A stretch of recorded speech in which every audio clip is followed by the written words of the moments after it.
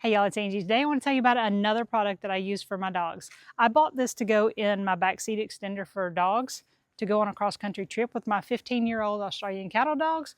I ended up not using this one for that, but I do use this on our hardwood floors to provide a little bit of traction on the back. It has those little rubber silicone type grippies on the back. This has little plush squares here on it, and it's just really soft. It's comfortable. They choose to lay on it on the floors. I like that it covers the entire area. I like that it has the grippies on the back, and I love that it offers them a little bit of softness.